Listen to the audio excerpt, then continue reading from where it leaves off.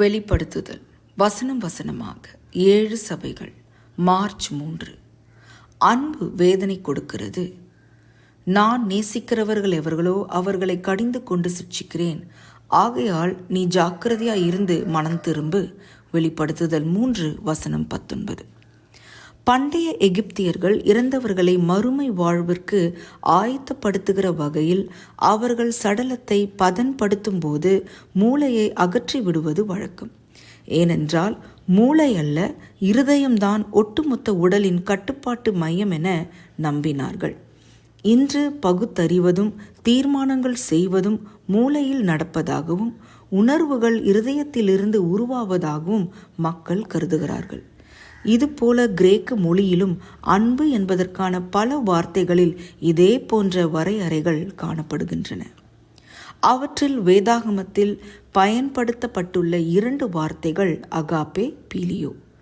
Agape என்பது நியதியையும் தீர்க்கமான தீர்மானத்தையும் அடிப்படையாக கொண்ட தியாக அன்பை சுட்டிக்காட்டுகிறது.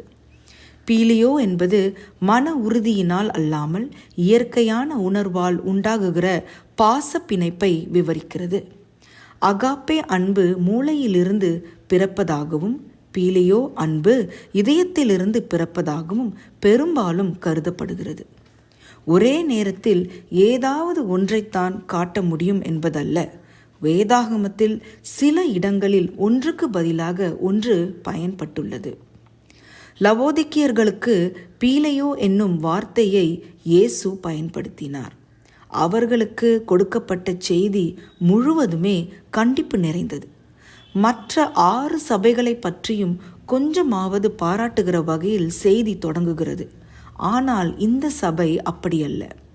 ஆனாலும் அர்த்தமிக்க ஒரு நிச்சயத்தை இந்த சபைக்கு கிறிஸ்து கொடுத்தார்.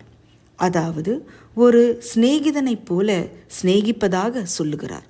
அவர்களை தனித்தனியாக பெயர் பெயராக அறிந்திருக்கிற அளவுக்கு அவர்களை நேசிக்கிறார்.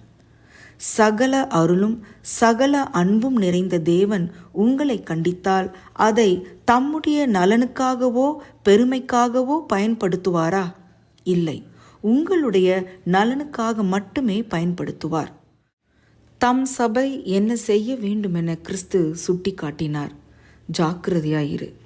ஸ்ட்ராங் வேதாகம அகராதி ஜாக்கிரதையாயிரு என்பது பாச உணர்வுடன் இருப்பதென விளக்குகிறது.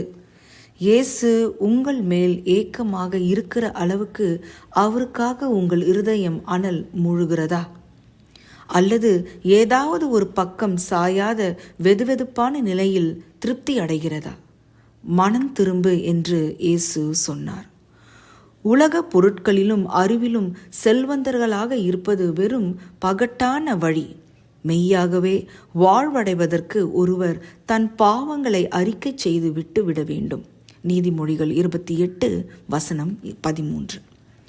ஆனால் அற்புதமான உண்மை என்னவென்றால் இயேசு தம் சபையை பீலியோ அன்பால் மட்டும் நேசிக்கவில்லை, அகாப்பே அன்பாலும் அவர்களை நேசித்தார். நம்மை நேசிக்கிறார். பிதா என்னில் அன்பாய் இருக்கிறது போல நானும் உங்களில் அன்பாய் இருக்கிறேன். யோவான் 15 வசனம் 9.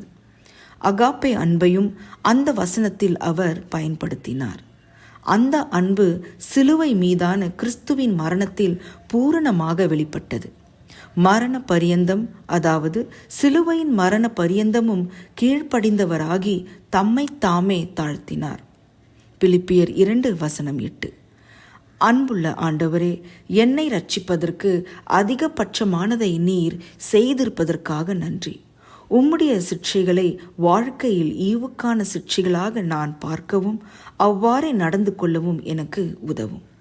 அதிக ஆராய்ச்சிக்கு யோவான் 15 வசனம் 10, ரோமர் 5 வசனம் 8, எபிரேயர் 12 வசனங்கள் 5 முடிய. ஆமேன்.